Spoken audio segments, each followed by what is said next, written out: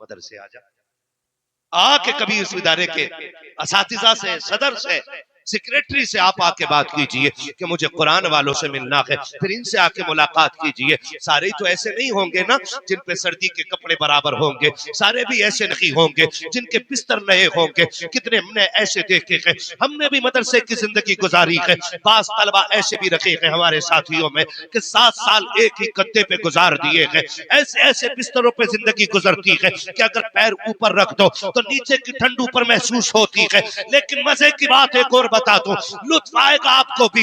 आप देखिएगा स्कूल में पढ़ने वाले बच्चे, मदरसे में पढ़ने वाले बच्चों का फर्क आप देखें कि स्कूल में पढ़ने वाले बच्चे जब 7 बजे सो के उठते हैं या 6 बजे सो के उठते हैं, उनके लिए गीजर का गर्म पानी होता है, वीआईपी कपड़े होते हैं, वीआईपी ड्रेस होती है, मक्खन पराठे बने होते हैं, अच्छे नाश्ते होते हैं, फिर भी गाड़ी में बैठ के जाते हैं। थोड़ा सा शीशा खुला, हवा लग गई, बच्चे की नाक चल गई, पसलियां चलने लग गई। बच्चा घर आया, माँ ने छुट्टी ले ली, आज मेरा बेटा स्कूल नहीं जाएगा। किस लिए? कि मेरे बेटे को ठंड लग गई है, इसकी पसलियां काम नहीं कर रही है, इसके फेफड़े जाम हो रहे हैं। क्या हो गया था कि थोड़ी सी गाड़ी की खिड़की खुल गई थी। ये तो स्कूल वाले हैं। असल आज की महफिल के दूल्हा यही है। महफिल सजी ही इन लोगों के लिए। यूं समझ ले हमारी मौज तो इनकी वजह से आ गया। ये कड़वी सच्चाई है, इनकी वजह से आ गया। न ये हाफिज बनते, न ये दस्तारबंदी का जलसा होता, न हम आते, न तुम सुनते, न हम सुनाते। आज इन चेहरों को देख के यकीनन हर जिंदा दिल शख्स ये चाहता होगा कि काश इन 7 में एक 8वां मेरा भी बेटा होता। मैंने जिंदा दिल लोगों की बात की है। इन 7 में एक 8वां मेरा बेटा भी होता। और मैं तो कहता हूं कि जब आप अल्लाह से दराज़ी उम्र की भीख मांगते हो, बुलंदी दर्जात की भीख मांगते हो, कसरत दौलत के लिए हाथ उठाते हो, तो एक जुमला अपनी दुआओं में अपनी नस्ल के लिए कुरान के हाफिज और कारी बनने के लिए भी मांगा करो। नाराज ना होइएगा, मैं थोड़ा कड़वा बोलूंगा और मेरा उसूल है, मैं आईना हूं, दिखाऊंगा दाग चेहरे के, जिसे खराब लगे सामने से हट जाए। अपने बच्चों के लिए इल्म की भीख अल्लाह से मांग लिया करें, इसलिए कि इल्म दीन ही रब तक पहुंचने का वाहिद जरिया है। ये 100% बात। सबसे बड़ा सूफी वही होता है जो सबसे बड़ा आलिम होता है। मैं अक्सर देखता हूं अपने रज़वी भाइयों को, जब आला हज़रत का तारुफ कराते हैं तो ऐसे कराते हैं कि किल की रजा है खंजरे खूंखार, आधा सके तो खैर मनाए न शर करे। तो कुछ हिसाब लगाते हैं, पता नहीं हर वक्त समझ चलेगा। मैं ये कहता हूं इस सदी के सबसे बड़े सूफी को इमाम अहमद रजा कहा जाता है। अपने वक्त के सबसे बड़े सूफी को इमाम अहमद रजा कहा जाता है। कितना बड़ा सूफी! आज जब पाप करते करते करते करते जी भर जाता है तो चुटिया लंबी की, 8-10 अंगूठियां पहनी, आड़ी तिरछी लकड़ी ली और 15-20 दिन न नहाए, बन गए अल्लाह वाले। जबकि मेरा इमाम वो है जिसने 1000 से ज्यादा किताबें लिखी। कितनी? 1000 से ज्यादा किताबें।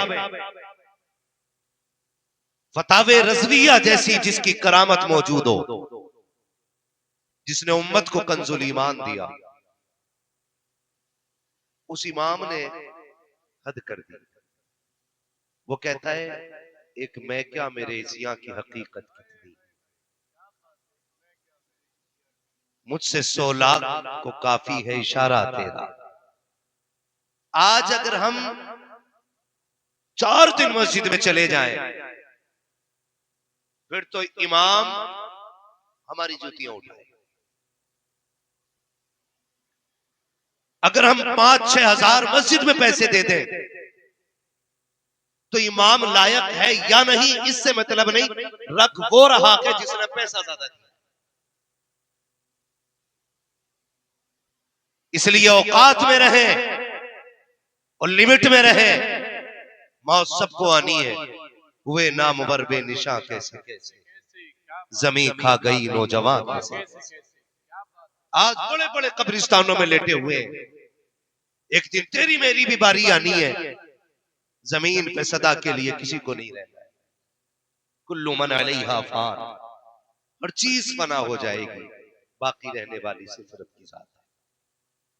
उसके अलावा कुछ भी बाकी रहने वाला, कुछ भी बाकी रहने वाला नहीं है। अगर खुदा ने 4 सजदों की तौफीक दे दी है, तो फिर किसी को जलील समझने की जरूरत नहीं है। अगर वक्त की पाबंदी से 2-4 दिन मस्जिदों में आने लग गए हैं, तो फिर किसी को हकीर समझने की जरूरत नहीं है। अगर अल्लाह सजदों की तौफीक दे दे, तो रो के अल्लाह से उन सजदों की मकबूलियत की दुआएं मांगा करो, उसको राजी करने की कोशिश किया करो, इसलिए कि वो ऐसा बेनियाज है। अगर वो रूह नाराज होने पे आए, तो करोड़ों बरस की इबादत मुंह पे मार देता है, और अगर कबूल करने पे आए तो एक कुत्ते को पानी पिलाने वाले को जन्नत अता फरमा।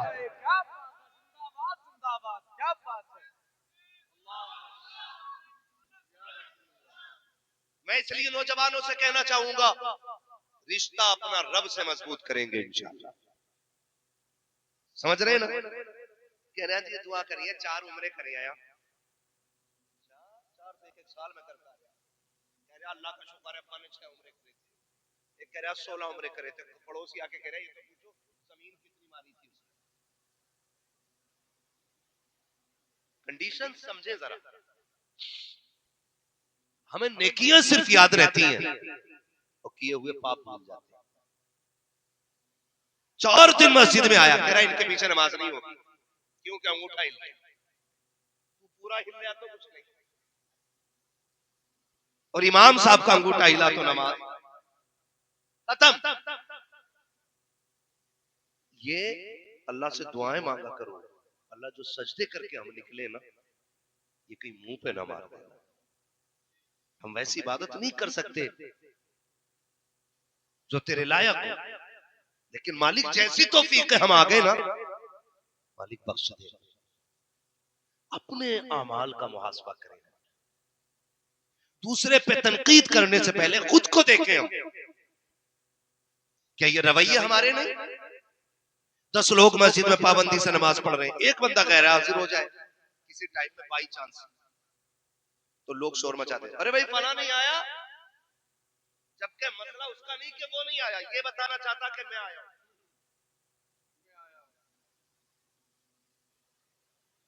इस जुमले का मतलब ये होता है कि मैं आया। अगर खुदा आपको मस्जिद में ले आया है और तुझे अपने घर में जगह दे दी है, तो फिर उसे रो के मना, उसे गिड़गिड़ा के मना। अगर तू किसी वक्त में आ गया है और अगर नहीं आया, पूछो यार ये क्या कर रहे हो कि फला नमाज में नहीं आया, हो सकता कोई मजबूरी रह गई हो, तुम्हें क्या जरूरत पड़ी है किसी के राज से पर्दा उठाने की। तो जानते हो क्या जवाब देता है कि साहब मैं तो हमदर्दी की वजह से पूछ रहा था। मैं इसे हमदर्दी नहीं कहता हूँ, हमदर्दी तो ये थी अगर तेरा कोई भाई फजर में नहीं आया था, तू फजर के बाद चुपके से उसके दरवाजे पे जाता, कुंडी खटखटाता और उसके पास जाके बैठ के कहता यार आज तेरे बगैर मस्जिद में जी नहीं लग रहा था, आज तेरी बड़ी याद आ रही थी, आज तुझे देखा था सब में तू नहीं था तो अच्छा नहीं लगा था, बता तो सही क्यों नहीं आया था। अगर वो उज्र पेश कर दे तो उसकी कद्र कर, और अगर उससे कोताही हो गई हो तो उसकी जूतियां उठानी पड़े तो उठा लेना, उसके पैर पकड़ने पड़े तो पकड़, और उससे इतना कह दे यार आ मस्जिद में आ जा, मैं मस्जिद में भी तेरा साथ चाहता हूँ और जन्नत में भी तेरा साथ चाहता हूँ। नारे तकबीर, नारे रिसालत, फैजाने सरकारे मदीना, फैजाने सरकारे कला, हजरत अल्लामा मौलाना मुफ्ती मोहम्मद हम्माद साहिब किबला, नारे तकबीर, नारे रिसालत। ये 4 सजदों का घमंड है, लेकिन याद रखना अल्लाह सबका है। अल्लाह अल्लाह सबका है। वो नेक का भी है, वो गुनाहगार का भी है, वो सबका है। किसी को हकीर ना समझना। वो कब तकदीर बदल दे वही जानता है, वही जानता है। खुदारा सबसे पहले अपनी मैं खत्म करें। ये जो अना है ना हमारी, हाँ मैं अभी अपने इसी इलाके में पिछले साल शायद अपने मतलब इसी यूपी वेस्ट के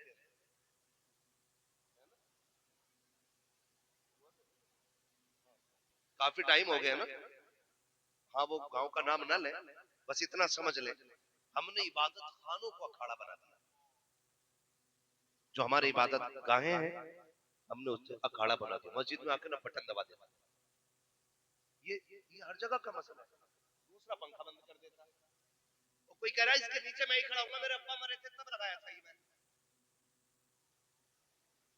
ये है भाई। अगर 10 पेटियां पारों की मस्जिद में रखी है ना, वो ढूंढ के लाता जिसमें अब्बा का नाम लिखा होता है।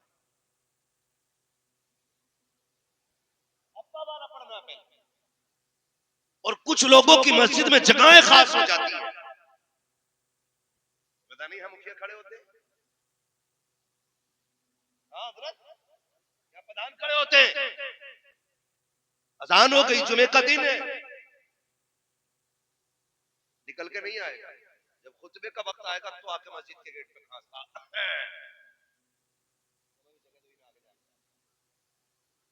ये सच्ची बात बता रहा हूं। ये दिल के काले होने का सबसे बड़ा सबूत है। फिर कोनियां लग रही, जगह दो। अब जगह ना दी जाए तो कह रहा है उलमा बैठे, बड़े बड़े मेरे सर के ताज बैठे हैं, इनसे पूछो जब मस्जिद में सब बस्ती हो जाए और राह निकलने की ना हो, तो फिर अगर जूतियों में जगह मिल जाए तो वहीं बैठ जाना चाहिए। क्या बात, इसे बंदगी कहते हैं, इसे बंदगी कहते हैं। कह रहा मेरे बाप ने 16 उम्रे किए थे, लेकिन वो जो 6 बीघे भाइयों की लेके मरा है, कोई उसका तस्करा करने के लिए तैयार नहीं। वो जो पूरी जिंदगी गरीबों को सताता रहा है, कोई उसका जिक्र करने के लिए तैयार नहीं। हद तो तब हो जाती है जब मरने वाला भी पापी है, गवाही देने वाला भी पापी है, और कहता मैंने रात उसे जन्नत में टहलते देखा है। तूने जन्नत देख ली, उसे जन्नत में देख लिया। अमल क्या था? कहा कुत्तों को पानी पिलाते थे। मैंने कहा गैरत कर, जो गरीबों की रोटियां छीनता रहा, अगर कुत्तों को पानी पिलाया तो क्या करके चला गया है? खुदा का वास्ता दे के कहता हूँ, अगर रब ने नेक बनाया है तब भी डरना है। रब ने हमें अगर छूट दे रखी है, हम गुनाह पे गुनाह कर रखे हैं, तब भी चरी नहीं होना है। सबक सीखो बरेली के इमाम से, आवाज दे के कहते हैं मेरे अमाल का बदला तो जहन्नम ही था, मैं तो चाहता मुझे सरकार ने जाने। क्या बात है, जिंदाबाद भाई जिंदाबाद, बहुत अच्छा मुफ्ती साहब, क्या बात है। डरे खौफ पैदा करें अल्लाह का। बनी इसराइल में ना एक मुस्तजाबुद दावत बंदा, और ऐसा मकबूल बंदा था अल्लाह का कि वो चलता तो बादल उसके ऊपर साया करते थे। क्या करते थे? बादल साया करते थे। अब वो एक दिन अपनी इबादत गाह से निकल रहा था, तो किसी गुनाहगार बंदे के दिल में आई, क्यों ना यार मैं इस अच्छे आदमी से मुसाफा कर लूं, हो सकता है खुदा मुझे भी नेक बना दे, है ना।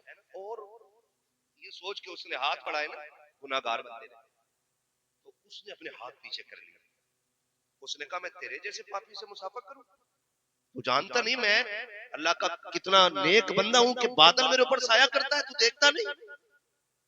जैसे इतना कह के उसने हाथ पीछे किए ना, उस गुनाहगार की आंख में आंसू आ गए। उसने रो के आसमान की तरफ देखा, कहा मालिक मुजरिम तो तेरा हूं ना, फिर ये दुनिया जलील क्यों कर रही है? हिसाब तो तुझे लेना है ना, फिर इससे मुझे जलील करा रहा है? मालिक मानता हूं मैं तेरा गुनाहगार हूं, मैं तेरा मुजरिम हूं, मगर हूं तो तेरा बंदा ना, ये कह के वो रोता हुआ चला। जब वापस पलटा तो दुनिया ने देखा कि जो बादल उसके सर पे था, अब वो बादल इसके सर पे आ गया था। सुभान अल्लाह, सुभान जो इज्जतें उसकी थी, अब खुदा ने इसकी बना दी थी। ये इज्जतें इसको दे दी खुदा ने। तो रब बड़ा करीम है, बड़ा करीम है, कभी किसी को हल्का ना जाने। माफ कीजिएगा, ये 7 लोग बैठे हुए हैं। कितने बैठे हुए हैं? 7 लोग बैठे हुए हैं। इस इदारे पे तकरीबन 35 से 40 बच्चे इस इदारे में रहते हैं। क्यों भाई कारी साहब, सदर साहब किबला, 35 से 40 बच्चे लगभग इस इदारे में रहते हैं और यहीं पे खाना खाते हैं। ऐसे ही है ना? आप अगर सच हो तो गवाही दें, वरना मसला कोई नहीं। कितने बच्चे यहाँ रहते हैं? 35 से 40 बच्चे। खाना कहाँ खाते हैं? मदरसे में। लेकिन जानते हो, तकलीफ हमें तब नहीं होती है जब कोई इनकी जिम्मेदारी नहीं उठाता। तकलीफ हमें तब भी नहीं होती है जब कोई इनसे खाने को नहीं पूछता है। हमें तकलीफ तब होती है जब कोई इन कुरान वालों को हिकारत की नजर से देखता है। जी।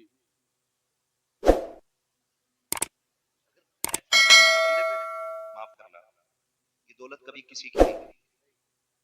जब कारून जैसों का खजाना जमीन में धंसा दिया, तेरी मेरी औकात क्या है? क्या बात है, क्या बात कितना खजाना, एक थोड़ा अल्लाह निकालते सारी जायदाद बिक जाती। फालिज मारते जबान तो चुटकियों में सारी मिट्टी में मिल जाती है। कितनी तुमने भी देखी होंगी, मैंने भी इतनी सी उम्र में देख लिया, जो पहले कभी अमीर होते थे आज अपने वक्त के सबसे गरीब बने बैठे। ये निजाम कुदरत है। तो अगर पैसा किसी के पास है ना, तो फिर कुरान वालों को बड़ी इकारत से देखते हैं। हाफिज जी, अच्छा हाफिज जी, बस आप खुद अंदाजा लगाइए, इन कुरान वालों की दावत उस वक्त तक होती ही नहीं है, कोई करता ही नहीं है जब तक उस घर में कोई मर ना जाए।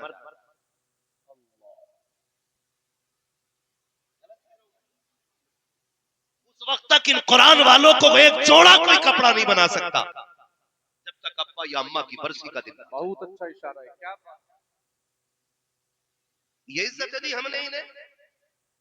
हमें अमेरिका से तकलीफ है, हमें लंदन फ्रांस से तकलीफ है, ये तो बहुत बात की बात है। मगर बताना, जब अब्बा के 40वें के भगोने पे सबसे पहले कुरान वालों को पूछा गया था, तो जब तेरे बेटा दूल्हा बन के दुल्हन लेके आया था, तो वलीमे में इन कुरान वालों को क्यों भुला दिया गया? क्या ये इस लायक नहीं थे जो तेरे दस्तरखान के मेहमान बन जाते? पहली बात तो ये कि इन्हें मैयत से नीचे खाना नहीं खिलाया जाता है। जब कपड़े भी तब बनते हैं जब कोई मर जाया करता है, और तुम्हें खुदा का वास्ता सिर्फ मैयत के कपड़े न पहनाया करो। अल्लाह तुम्हें तौफीक दे, ईद के दिन कुरान वाले का हाथ पकड़ बाजार लेके जा और कह सुन, जो कपड़ा मेरा बेटा पहनेगा वही कपड़ा हुजूर का मेहमान पहनेगा, वही कुरान वाला पहनेगा। गारंटी देता हूँ, शायद तेरी ईद की नमाज से भी खुदा इतना राजी ना हो जितना कुरान वालों की खिदमत से खुदा राजी हो। क्या बात है, क्या बात है। नारे तकबीर, नारे रिसालत, फैजाने सरकारे मदीना, फैजाने सरकारे मदीना हजरत अल्लामा मौलाना मुफ्ती मोहम्मद हम्माद साहिब क़िबला। नारे तकबीर, नारे रिसालत। ये हमारे रवैये कुरान वालों के साथ क्या इज्जत की कसम खा के कहता हूँ 99% अगर किसी के अकाउंट में 2-4 लाख पड़े ना और कुरान वाला उसके पास से गुजर भी जाए, ताहिर भाई तो ऐसे करके देखता, वो खड़ा हो जाए ना तो हाँ हजरत ऐसे बैठ सरहाने बैठे रहेगा, कहेगा पहले तो अपने बिस्तर पे बैठने को नहीं बोले, आप जी कुर्सी दे दो भाई, खत्म। हाँ, और अगर कहेगा तो माइती की तरफ को इशारा करना, बैठो अभी जी बैठो। औकात क्या है? अल्लाह की इज्जत की कसम खा के कहता हूँ, कुरान की एक आयत और सारी दुनिया जमीन व आसमान की सारी दौलत अगर बराबर पल्लों में रखी जाए ना, तो कुल कायनात मिलकर कुरान की एक आयत का बराबरी नहीं कर सकती है। सुभान अल्लाह। औकात क्या है? हैसियत क्या है? तू बोल रहे है इधर को बैठा दो, तुझे क्या लगता है मर कयामत होगी, अल्लाह फरिश्तों को हुक्म देगा जाओ जहां जहां मेरे कुरान वाले हैं उन्हें लेके आओ। कितनी उम्मतें होंगी? सारी उम्मतें, आदम से लेकर के आखिरी फर्द तक सारे खड़े होंगे। रिश्ते कहेंगे मालिक ये तो बता लाने कुरान वाले उनकी कोई खास ड्रेस है ना, कोई बैच लगा है, कैसे पहचानेंगे उन्हें इतनी भीड़ में? कोई उनकी शनाख्त के लिए अलग कपड़े? हुक्म होगा ना, तो मालिक फिर पहचाने कैसे? रब फरमाएगा जाओ लोगों के मुंह सूंघना, जिसके मुंह से मुश्क की खुशबू आ रही होगी वही मेरे कुरान का कारी है। ये इज्जतें अल्लाह अता करेगा। आज अब्बा मर जाए 1.5 क्विंटल चना पड़वा दिया मस्जिद में लाके, 1.5 क्विंटल, ऐसे ही पढ़वाने वाला ऐसे ही पढ़ने वाले।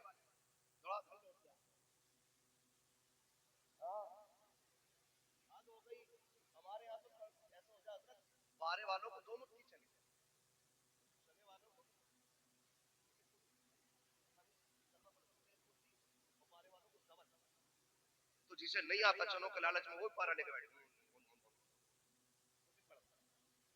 ये उलमा बैठे हैं, मैं पूरी गारंटी के साथ कह रहा हूँ, कारी साहब अब्दुल्ला मौजूद है, ये कुरान के कारी लोग बैठे हैं, हाँ कुरान के उलूम के मास्टर लोग, इनसे पूछो गलत पढ़ने वाले पे कुरान खुद लानत भेजा करता है। गलत कुरान पढ़ने वाले पे कुरान खुद लानत भेजा करता है। ये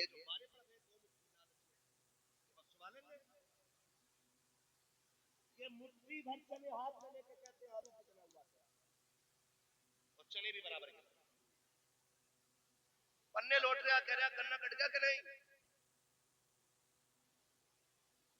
हाँ पैसे मिल गए तुम्हारे? कह रहा पारा पड़ता हुआ अखिलेश की सरकार अच्छी थी, फलाने की सरकार अच्छी थी, दिमाग ये बख्शवाएंगे? आज ले उनकी पनाह आज मदद मांगो उनसे, कल न मानेंगे कयामत में अगर मान।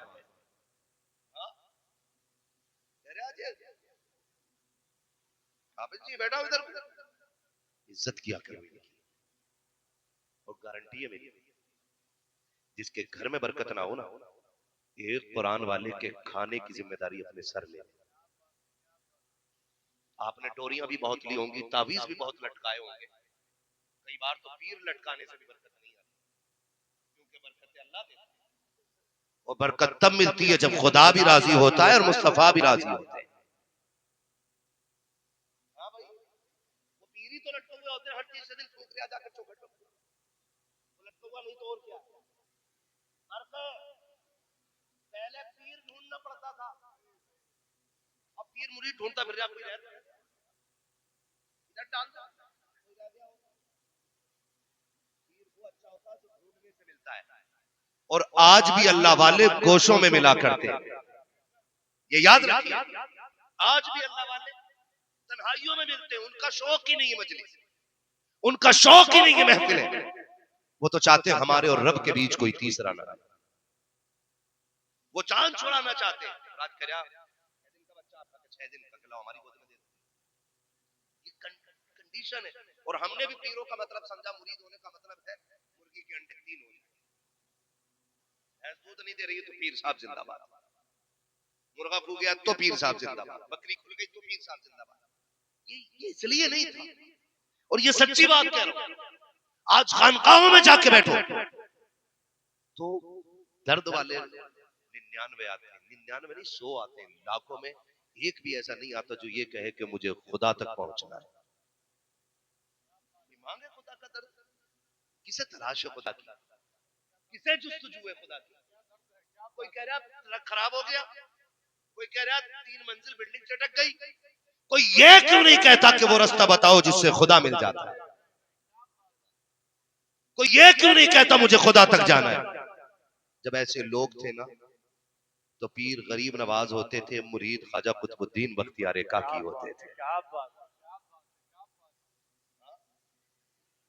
जब ये लोग थे ऐसे लोग थे तो कोई चिराग दहलवी होता था, कोई महबूब इलाही बनता था, है ना, कोई खुसरू बनता था, कोई निजाम बन जाता था।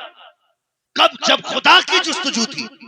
आज तो है ही नहीं, आज तो पीर साहब ये कहते हैं ना, तुझे 6 चिराग जलाने आके तो 6 मिनट मस्जिद में नहीं जाएगा, 6 चिराग आंधियों में जाके जला रहे,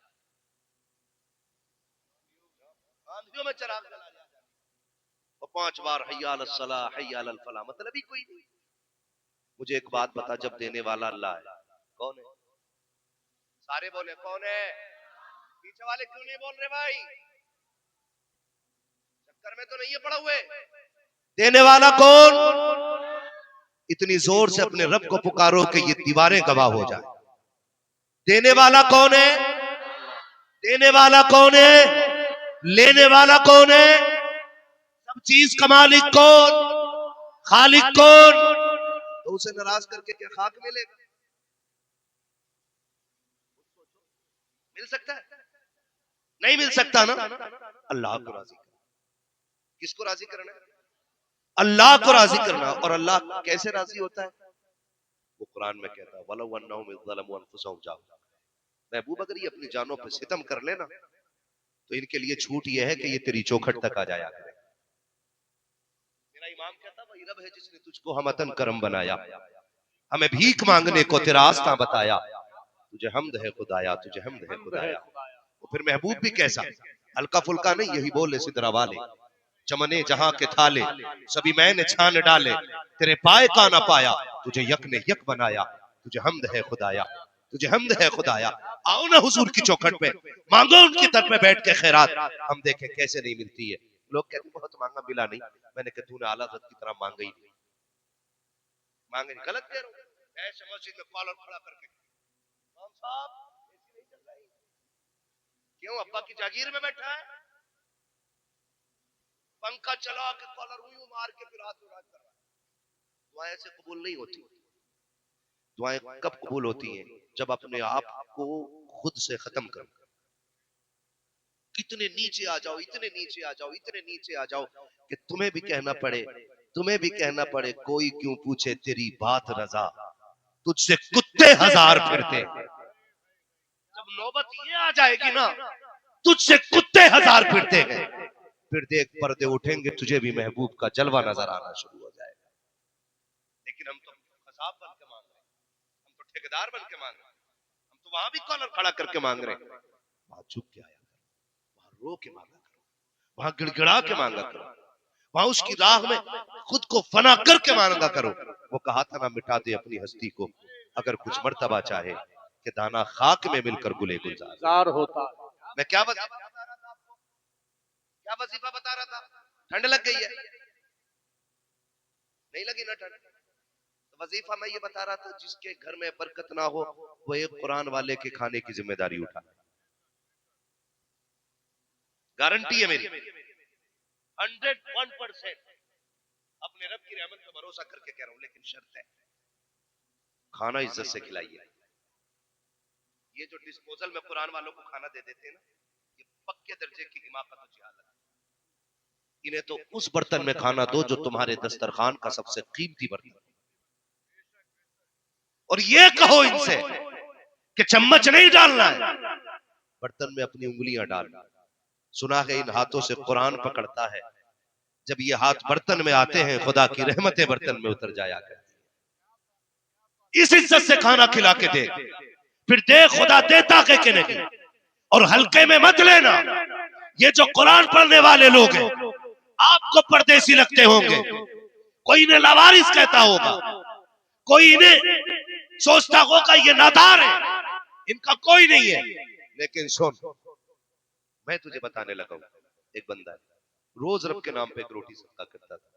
एक दिन हुजूर ख्वाब में तशरीफ लाए, आका ने फरमाया रोज रब की दावत करता मुझे भूल जाता है।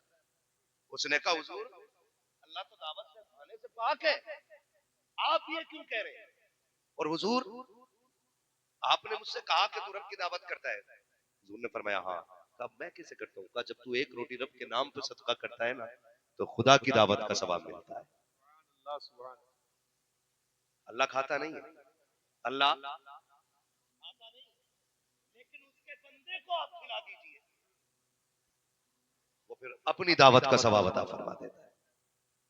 उसने कदम पकड़े, कहा हुजूर ये तो ठीक है, मैं खुदा की दावत करता हूं, लेकिन आपको कैसे बुलाऊं, आपकी दावत कैसे होगी?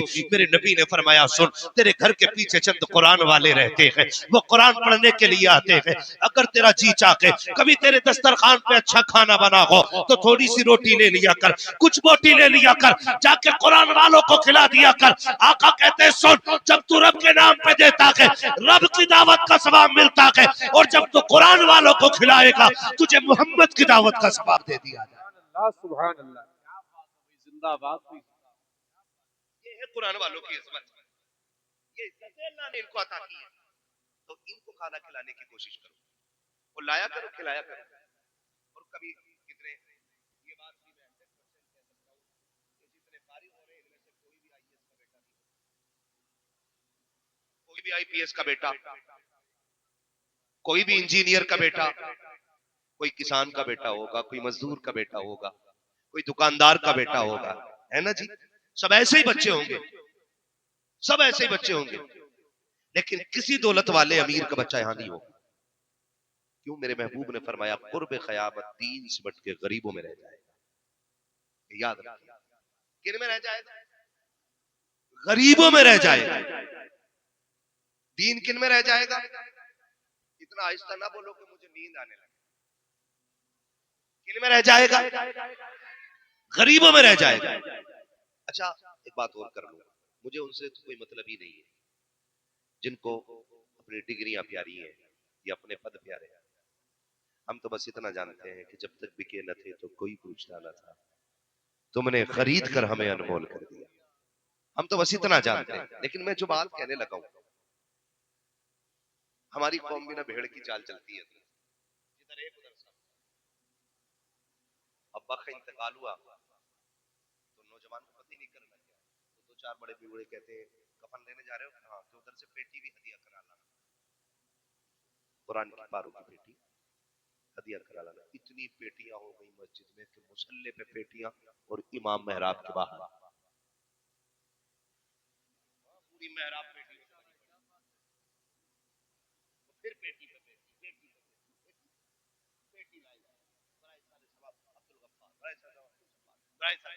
पूरी जिम्मेदारी के साथ कहता हूं, मैं इतने उलमा बैठे, रखी रखी पेटियां कभी सवाब नहीं देंगे। उलमा बैठे, और मेरा ईमान तो ये है, अगर कुरान कयामत में पढ़ने वाले की शफाअत करेगा तो तौहीन करने वाले की शिकायत करने का भी हक कुरान रखता है। अगर कयामत में कुरान पास ये मुझे सीने से लगा के रखता था, तो ये भी तो कह सकता है इसने मुझे तौहीन की मेरी। जिस दिन से ला के मस्जिद में रखा था, पेटी मुड़ के इसकी दोबारा मुझे दीमक खाती रही, मेरे औराक के मिट्टी बनती रही। मैं जिस कागज पे लिखा गया था उसको रखे रखे गला दिया गया। मालिक, इससे पूछ तो सही, इसका और मेरा रिश्ता क्या था? इसने क्यों लाके मस्जिद के अंदर रखा था मुझे? पूछेगा नहीं कुरान? अगर कुरान ने इतना पूछ लिया तो बचाने वाला नसीब नहीं होगा। जिधर एक जा रहा उधर सब जा रहे हैं।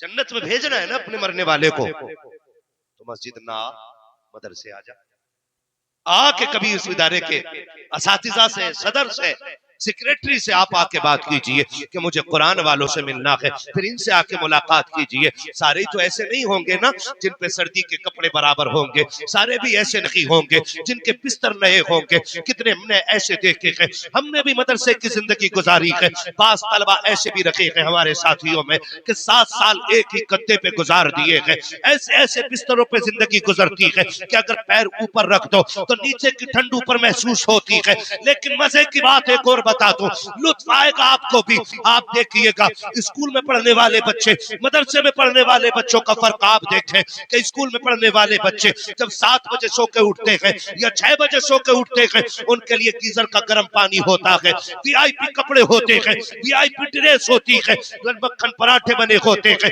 अच्छे नाश्ते होते हैं, फिर भी गाड़ी में बैठ के जाते हैं। थोड़ा सा थोड़ा सा शीशा खुला, हवा लग गई, बच्चे की नाक चल गई, पसलियां चलने लग गई।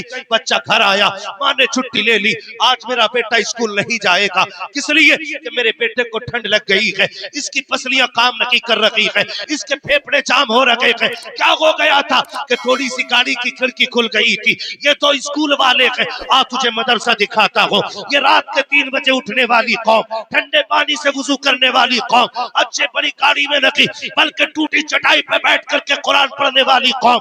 और छोड़िए साकिब, कितने तलबा तो नींद के डर से ठंडे फर्श पे बैठ के कुरान पढ़ते हैं, लेकिन खुदा की कसम हजारों मदरसों की तारीख आप पढ़ लीजिए, आज तक मैंने किसी मदरसे के बच्चे को सर्दी की वजह से मरते हुए नहीं देखा है, ठंड की वजह से मरते हुए नहीं देखा है। ना कोई बिस्तर देने वाला है, ना कोई संभालने वाला है, लेकिन मस्त कलंदर है, सुबह उठते हैं शाम तक कुरान पढ़ते हैं, पढ़ते पढ़ते सोते हैं, पढ़ते पढ़ते उठते हैं। ना कोई रजाई उड़ाने वाला। चल कभी मदरसा चल के देख, आज दारुल उलूम के अंदर कितने तो ऐसे होते हैं कि जब लेटते हैं रजाई उतर जाती है, कोई उड़ाने वाला नहीं है। वो बच्चे जो घर में रहते हैं 3 मरतबा माँ चेक करती है, बेटे का कंबल तो नहीं खुल गया है, फिर भी बेटे बीमार हो जाते हैं। लेकिन इन मदरसे वाली जमात को देखो, ना कोई इनके बिस्तर संभालने वाला, ना कोई कंबल उड़ाने वाला। और छोड़ो साकिब, अगर खाने में नमक कम है तो किसी से शिकवा नहीं है, मिर्च ज्यादा है तो किसी से शिकायत नहीं है, जैसे मिल जाता है बिस्मिल्लाह पढ़ के खा लेते हैं, अल्लाह का नाम लेके सो जाते हैं, लेकिन किसी से कोई शिकवा नहीं है। आज तुझे दुनिया दिखाता हूँ, ये स्कूल में जाने वाले, लाखों के खर्चे वाले, ये बीमार होके मर जाते हैं, लेकिन मदरसे वाले महफूज रहते हैं। आखिर क्यों? तो फिर मदीने से जवाब आता है, नादान तूने जाना नहीं है, जो बच्चे घर रहते हैं माँ बाप देखभाल करते हैं, और जो मदरसे में रहते हैं उनकी रसूल पाक देखभाल किया। नारे तकबीर, नारे रिसालत, फैजाने सरकारे मदीना, फैजाने सरकारे मदीना, अजमत कुरान कॉन्फ्रेंस, अजमत कुरान कॉन्फ्रेंस, अजमत तालिब इल्म, नारे तकबीर, नारे रिसालत। हुजूर के मेहमान है और हुजूर इन्हें खुद देखते हैं। बोलो यार सुभान अल्लाह। हुजूर इन्हें खुद देखते हैं, इनकी किफालत मेरे नबी करते हैं। सीधी बात। अगर कोई अमीर ये सोचता कि मेरे चंदे से मदरसा चलता है, तो मदरसा तो तब भी चल रहा था जब सुफ़ा पे भूखे सहाबा बैठ के कुरान पढ़ रहे थे, जब तेरा वजूद भी नहीं था, तब भी मेरा नबी खिला रहा था।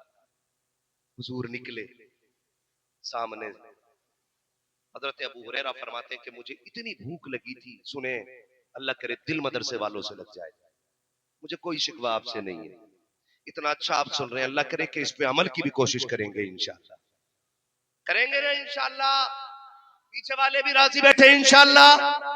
हाँ जी, तकलीफ हो तो चले जाना, क्योंकि मैं किसी को दुख देने नहीं बैठा, मैं बस हुजूर का दीन आप तक पहुंचाने के लिए बैठा हूँ, जो मेरी ड्यूटी है।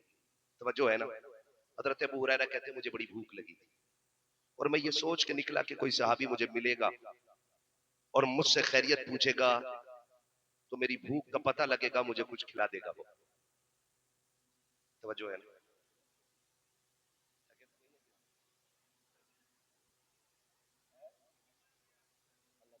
और दिल महफिलों में लगने लगे तो समझ लो हुजूर की तवज्जो इधर हो गई है। ये बात ख्याल रखा करो खास। अल्लाह बरकतें अता करे। हजरत अबू हुरैरा कहते मैं खड़ा था कि काश कोई मुझसे मेरी खैरियत पूछ ले, तो गैरत वाले सहाबा थे, बेगैरत नहीं थे, गैरत वाले थे। आज तो ना, बस अल्लाह खैर करे, मैं किसी और तरफ नहीं जाना चाह रहा।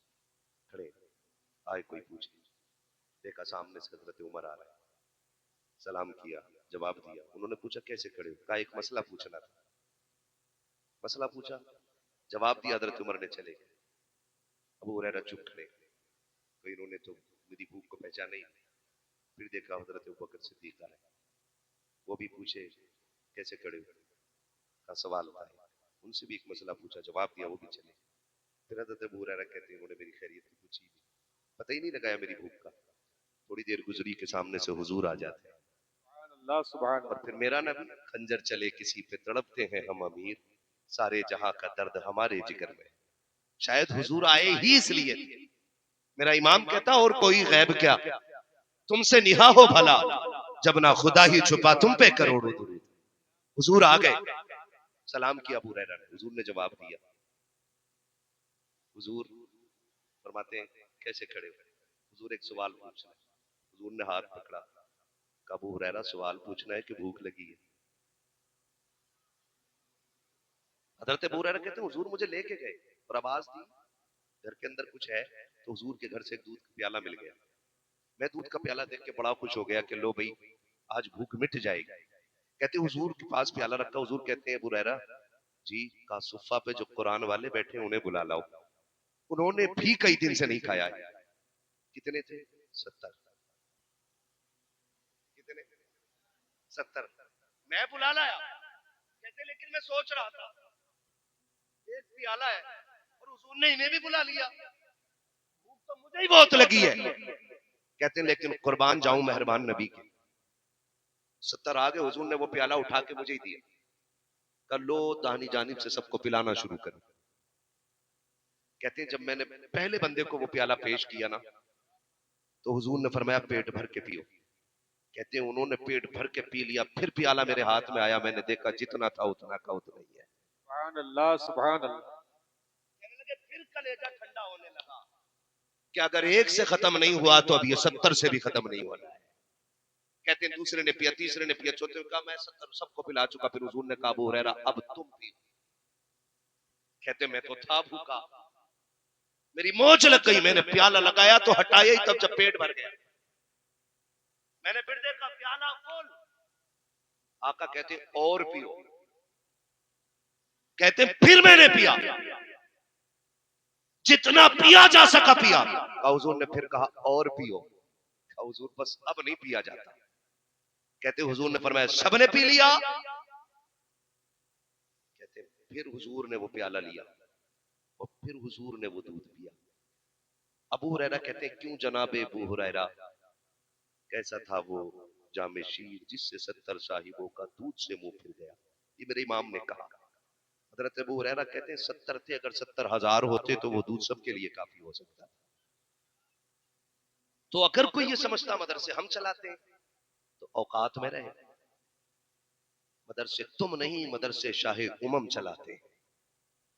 और ये भी सच्चाई है, जब कभी मदरसों के मतबा कैंटीन में खाना खत्म होता है ना, तो ये उन लोगों के दरवाजे पर बिल्कुल नहीं जाते जो कुत्तों की तरह छिड़कियां देते हैं, जो जलील करके लौटाते हैं। ये नहीं जाते किसी अमीर के दरवाजे पे, शायद ये राज कभी ना खोल सके। लेकिन मैं कह रहा हूं जब सुबह होने वाली होती है और मतबख में कुछ नहीं होता, फिर ये मुसल्ले बिछाते हैं, 2 रकात नमाज हाजत पढ़ते हैं और रूह करते हैं हुजूर के मदीने की तरफ, और रो के कहते हैं आका मेहमान आपके। अगर ये फाके से रह गए बात हमारी नहीं जाएगी। लोग कहेंगे हुजूर के मेहमान और फाके से रह गए। जब ये लोग इतना कहते हैं, खुदा की कसम गैब से इतनी मदद होती है, हुक्म मदीने से होता है और दरवाजे पे कोई ना कोई लेके कुछ ना कुछ हासिल हो जाता है।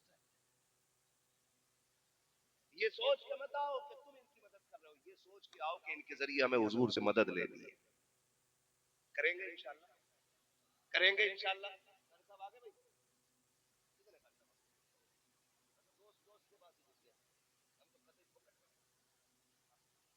सलामत रखे या साथीजा, ये उलमा इनकी मेहनत है। आपसे इतना कहूंगा, कभी अल्लाह तौफीक दे मदरसे आइए, कभी किसी कुरान वाले को बेटा कह के आवाज दो। ये वतन से बेवतन रहते हैं। आज भी मैं देख रहा था दूर दूर के बच्चे भी इसमें फारिग हो रहे हैं, दूर दूर के बच्चे भी यहाँ फारिग हो रहे हैं। सूबा तक बदला हुआ है, स्टेट चेंज है, तो अब जाहिर है ना इनके माँ बाप तो वही होंगे ना। कुछ भी है यार, अगर जिला भी बदला है तो माँ बाप तो यहाँ नहीं रहते होंगे ना। अल्लाह ने तुझे अगर दिल दिया है तो भी मदरसे आ, और किसी भी कुरान वाले को बेटा कह के आवाज दे, 150 उसकी जेब में डाल, तेरा क्या चला जाएगा। अगर परदेश में उसे किसी के लहजे में बाप का लहजा नजर आ गया ना, तो जा एक कुरान वाले की दुआएं ले ले, भले तेरी कब्र पे अजान हो या ना हो, तेरे मरने के बाद 1.5 क्विंटल चना पढ़ा जाए या ना पढ़ा जाए, अगर कुरान वाला दिल से दुआ दे गया ना, तो तुझे कब्र में आने में देर लगेगी, खुदा को तेरी कब्र को जन्नत बनाने में देर नहीं लगेगी। ये कीजिए, हमें ये काम करने चाहिए, करेंगे। करेंगे इंशाअल्लाह, वादा कीजिए इंशाअल्लाह, आखिरी बात, ठीक है ना। आखिरी बात क्या है कि वो लोग जिन्होंने अब तक इस इदारे का ताउन किया या मदद की या किसी कुरान वाले को खाना खिला दिया या किसी भी कुरान वाले की इज्जत की, उनके लिए बड़ी खुशखबरी है। ये वो जमात है, अगर जन्नत में जाएगी तो हाथ पकड़ते एक गिलास पानी पिलाने वाले को भी साथ जन्नत में लेके जाएगी। सारी कोशिशें जन्नत के लिए है ना, है भाई, सारी कोशिशें, रात के 3 बजे उठना, 6 लाख लगा के हज करने जाना, ये सारी कोशिशें किसके लिए? जोर से बोलो, जन्नत के लिए। ये तो बस अल्लाह हिदायत है हमारे मिंबर के कुछ ऐसे लोगों को जिन्होंने फिक्र इतनी आजाद कर दी कि डायरेक्ट कह मुझे देखकर जहन्नम को भी आ गया पसीना। इनने मिंबर से ऐसा कहा, नीचे से शराबी भी कह रहा, वाह वाह वाह वाह, दिल की बात है। जहन्नम है तुम्हारे घर की चूल्हे या भट्टी नहीं, जो तुम्हें देखकर उसे पसीना आएगा। ये रब्बे सल्लिम की सदाएं बिलावजे नहीं है। कह रहा मुझे देखकर जहन्नम को भी आ गया पसीना, तो जो रिश्वत ले रहा वो भी पैसे लुटा रहा, जो ब्याज खा रहा वो भी लुटा रहा, जो हराम कला रहा वो भी लुटा रहा। वाह वाह वाह वाह वाह वाह। और वो कह रहे देखो जिसे जन्नती देखना उसे देख लो, हराम की जन्नत है। रिश्वत ब्याज का पैसा जन्नत मिलेगी। जन्नत पाने के लिए करबला में 72 कुर्बानियां देनी पड़ती। जन्नत के लिए नबी का चचा कलेजों के टुकड़े करा ले रहा है, और यहाँ शराबी जुआरी भी बैठा हुआ कह रहा है मुझे देखकर जहन्नम को भी आ गया पसीना। डरे ने फरमाया जब भी मांगो अल्लाह से जन्नत मांगना, इसलिए कि जब कोई बंदा कहता अल्लाह जन्नत दे तो जन्नत खुद कहती है मालिक मुझे इसके नसीब में लिख दे। हमें जन्नत की तलाश में रहना है, धोखे में नहीं आना है, अमली तौर पे तैयारियां करनी है। तो कोई ऐसा गवाह बना लो जो कयामत में काम आ जाए। दुनिया बड़ी बेवफा है, ये मरने के बाद वही चादर उड़ाएगी जिसमें हजारों लोग कब्रिस्तान जा चुके हैं। पूरी पूरी बस्ती की एक ही मसहरी है, करोड़पति बंदा भी उसी जनाजे में लेट के जा रहा है जो मस्जिद में रखा हुआ 20 साल से। अरबपति को भी वही सूरह यासीन लिखी हुई चादर दी जाएगी जो आज से 10 साल पहले मस्जिद में लाके दी गई है। मरने वाले को सगे बेटे नई चादर देने तैयार नहीं होते। तू किस घमंड में? ये भी ले लूं, ये भी ले लूं, ये पोते को दे दूं, ये परपोते को दे दूं। मर के देख, जब हम अपने दादा परदादा की कब्रों पे सोने के ताज न चढ़ा सके तो हमारी नस्लें खाक चढ़ाएंगी। खुद से फैसला करो ना। ये हमने कितनी उनकी कब्रों पे जाके फाताएं पढ़ी है, हमने कितने गुलाब चढ़ाए, जो जाते हैं वो देखते होंगे। कितनी कब्रों पे तो आज कोई मिट्टी डालने वाला नहीं। फूल तो बड़ी बात है, हाँ? कोई मिट्टी डालने वाला नहीं। अल्लामा ताहिर साहब, कब्रें गल गई है, तख्ते गल गए, उसमें हड्डियां दिखती है, किसी में खोपड़ी नजर आ रही है। क्या इनके वारिस नहीं थे? क्या इनकी नस्लें नहीं थी? हैं? किधर है? कि कोई अमेरिका में घूम रहा है, कोई लंदन में घूम रहा है, बाप की कब्र पे मिट्टी डाल के हड्डियां छुपाने वाला भी आज। क्यों किसी के धोखे में रहना? अपनी कब्र का इंतजाम खुद कर जाइए। कुछ भी ना कर सको तो एक बेटे को कुरान वाला बना। अल्लामा ताहिर साहब यहाँ बैठे हैं, हमारी फरासत साहब बैठे, हमारे नकीब साहब बैठे, उलमा बैठे। ये दुनिया के जिस कोने में जाएंगे पूरी जिंदगी भी कब्रिस्तान ना जाए, आज ये यहाँ बैठे, इनकी यहाँ बैठक का सवाब इनके बाप और माँ अगर कब्रों में है तो उनकी रूहों को पहुंचाएगा अल्लाह।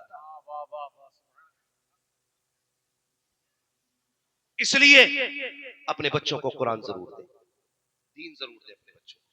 अल्लाह ताला हमारी नस्लों को कुरान और दीन की समझ नसीब फरमाए। आखिरी बात सुनिए जो मैं कहना चाह रहा था। एक बाप ने बेटे को कुरान पढ़ाने की तमन्ना जाहिर की। बड़े बड़े आशिक होते हैं ये बच्चे बैठे, मुझे लगता है मदरसे पढ़ते होंगे ना बेटा, मदरसे पढ़ते हैं ना, अल्लाह सलामत रखे। ये उम्र बच्चों की माँ बाप की गोद में खेलने की होती है, लेकिन मैं उन माओं को सलाम करता हूँ जिन्होंने ये बच्चे मदरसे के नाम कर दिए, और मैं इन बच्चों के हौसले को सलाम करता हूँ। बेटे दिल थोड़ा ना करना, कभी तुम्हारा कुछ खाने को जी चाहे और जेबें खाली होना तो कभी किसी अमीर ज़ादे को देख के ये मत सोचना कि हम कुछ नहीं है। आज ना अमीरों को खाते देख तू सब्र कर, खुदा की मशीयत आवाज देती है, आज तू सूखी रोटियों पे कनात कर ले, कल इसी अमीर की इमामत के मुसल्ले पे खड़ा ना कर दूं तो फिर बात कर। अल्लाह खड़ा करेगा तुम्हें उस मुसल्ले पे कि जहां करोड़पति भी खड़े होंगे तुम्हारे पीछे, अरबपति भी खड़े होंगे, और खड़े नहीं, जहां तेरा कदम होगा वहां उनका सर रखा। ये इज्जत खुदा अता करके दिखाएगा, और ये कुरान वालों को अल्लाह इतना अता करेगा। वो जमात है, वो बाप लेके आया बच्चे को, कहा हुजूर ये मेरा बच्चा है, मैं इसको कुरान पढ़ाना चाहता हूँ। उस्ताद जी उन्होंने कहा जी हमारे मदरसे में से 35 बच्चे पढ़ सकते हैं, 36 की गुंजाइश नहीं है, कोटा पूरा हो गया, खाने की कोई जगह नहीं है हमारे बच्चे, हम आपके बच्चे को खाना नहीं दे सकते। बाप भी बाप था, उसने मालूम क्या कहा, उसने कहा जी ना दे खाना, किधर खाते हैं बच्चे, कहा कैंटीन में। वो गया, घूम के आया, उसने कहा मेहरबानी करे मेरा बच्चा रख ले, खाने की जगह ना सही, इतनी मेहरबानी करना जब कुरान वाले खा के उठ जाया करे तब मेरे बच्चे को ना उस जगह पे एक बार भेज दिया करना। क्यों कि जो गिरा पड़ा खाना हुआ करेगा वही खा के मेरा बच्चा वक्त गुजार दिया करेगा। ऐसे ऐसे लोग भी कुरान से इश्क करने वाले लोग। आज तो दरवाजे पे कुरान मिल गया तो कदर, आज तो इमाम पहले में रहता है इसलिए कदर नहीं है ना। उनसे पूछो जिन्होंने 6-6 माह के बेटे कुरान के लिए दे दिए, उनसे पूछो जिन्होंने जवान बेटों की कुर्बानियां दी है इसी कुरान के लिए। वक्त होता तो मैं बात करता, खुदा की कसम बस एक झलक इतनी सुन लो, मेरे नबी की पहली ज़ौजा उम्मुल मोमिनीन हजरत सैयदा खदीजतुल कुबरा रज़ियल्लाहु ताला अन्हा, कितनी बड़ी कुर्बानी है जानते हो, लाखों नहीं करोड़ों नहीं, आज के दौर का अरबों खरबों का सोना उन्होंने दीन के लिए कुर्बान किया है। अरबों खरबों का सोना, बल्कि खरबों क्या मिलियन ट्रिलियन, कोई हिसाब नहीं, इतना सोना रखा गया था एक दिन निकाल के कि जो इधर बैठे थे उधर वालों को नहीं दिख रहे थे, और जो उधर बैठे थे इधर वालों को नहीं दिख रहे। हज़रत खदीजा ने कहा था महबूब ये सारी दौलत आज से तेरे कदमों पे कुर्बान। मुअर्रिखीन ने लिखा सुबह में हज़रत खदीजा ने वो सोना हुजूर को दिया और शाम होते होते हुजूर सारा गरीबों में बांट चुके थे। आज 500 रुपए मदरसे में देके कह रहे हैं मेरे पैसे से बनी है इमारत, मेरे पैसे से बनी है बिल्डिंग, मैंने पढ़ाया इनको, मैंने किया इनका, और मैं खत्म कर यार, खत्म कर, हुए नामवर बेनिशां कैसे कैसे, जमीन खा गई आसमां कैसे कैसे, खत्म करो इन चीजों को। उसने कहा जी मेरे बच्चे को वहां भेज दिया करें जहां कुरान वाले खाना खाते। उस्ताद राजी हो गए जी, खाने की दिक्कत थी, चलो ठीक है गिरा पड़ा खा लेगा, लेकिन कब तक पेट भरता। बच्चा था, एक दिन दरवाजे पे खड़े होकर रोने लगा। गरीब पड़ोस में खातून रहती थी, बूढ़ी औरत थी, उसका कोई नहीं था, दरवाजे से निकली, बेटे क्या बात है, कहा भूख लगी है, कब खाना नहीं मिला, कहा माँ मेरे लिए मदरसे में खाना नहीं। उसने इतना सुना उसके दिल में दर्द पैदा हुआ, वो मदरसे आ गई और आके उस्ताद से कहा ये बच्चा आज के बाद हमें दे दो, मेरा कोई है भी नहीं और इसका भी कोई नहीं है, ये मेरे घर खाना खाता रहेगा।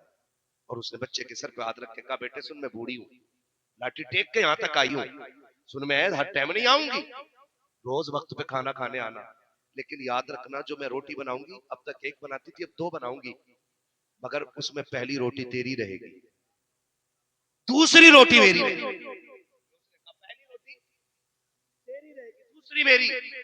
बच्चा रहता रहा, मां खिलाती रही, फिर वो दिन भी रब ने दिखाया कि कुरान पूरा हुआ।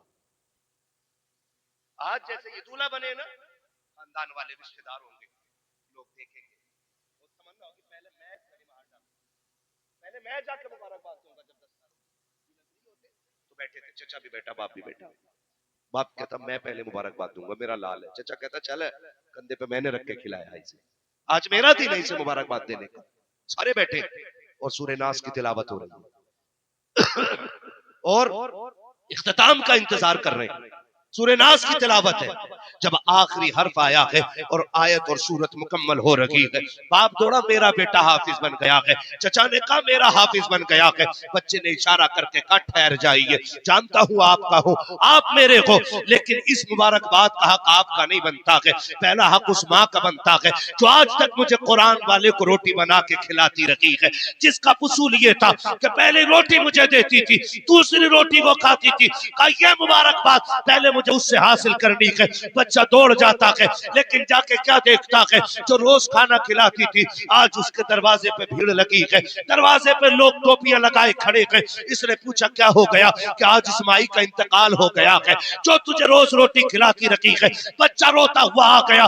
3-4 दिन गुजर गए हैं, जब मोहल्ले में बातें हो रही है, कोई कहता था मैंने जन्नत में देखा है, कोई कहता मैंने जन्नत में देखा है। किसी ने पूछा यार सब जन्नती बता रखे हो, लेकिन कोई ये तो बता दो इसे जन्नत मिल कैसे गई। एक कहता मैंने पूछा माँ बता तो सही तू जन्नती कैसे हो गई, का और अमल तो नहीं पता। रब ने मुझे बुलाया और कहा सुन कुरान वाले की खिदमत की वजह से मैं तुझे जन्नत का परवाना अता कर। एक इज्जत की अल्लाह इतनी बड़ी कीमत अता करता है, आपको जन्नती बना देता है। खुदारा कुरान वालों की खिदमत करें, इनकी इज्जत करें और कोशिश कीजिएगा इन्हें राजी रखा करेंगे इंशाअल्लाह। मदरसे का ताउन करेंगे इंशाअल्लाह। मैं हर नौजवान से कहना चाहता हूँ, हर नौजवान से, हम प्रदेश में रहते हैं, हम भी मुसाफिर तुम भी मुसाफिर, कुछ ना कुछ दुआएं ऐसी होनी चाहिए जो खुफिया होती है, बगैर मांगे मिलती है। वो दुआएं कब मिलेंगी? कोशिश करो कि तुम्हारी कमाई कुरान वालों के हलक से उतरे। याद रखिएगा आपकी कमाई इनके हलक से उतरेगी और अल्लाह उस लुकमे के बदले में तुम्हारे लिए अर्शों से बरकतें और रहमतें नाज़िल फरमा करेंगे ना इंशाअल्लाह। फरमाया गया इन्ना दीना इंदल्लाहिल इस्लाम, अल्लाह के नजदीक पसंदीदा दीन सिर्फ मजहब इस्लाम है, यही मजहब हक है, यही दीन हक है। लिहाजा मेरी गुजारिश है बच्चों को कुरान जरूर पढ़ाइए, और जब आपका बेटा आपके जनाजे को कंधा दे रहा होगा ना तो बाप ना कफन में लेट के कहेगा लहद में इश्क रुखे शह का दाग लेके चले, अंधेरी रात सुनी थी चिराग लेके चले, तेरे गुलामों का नक्शे कदम है राहे खुदा, वो क्या भटक सके जो ये सुराग लेके चले। बस जो हुए गलत उनको माफ फरमाए रब्बे कायनात। जिंदगी ने दिया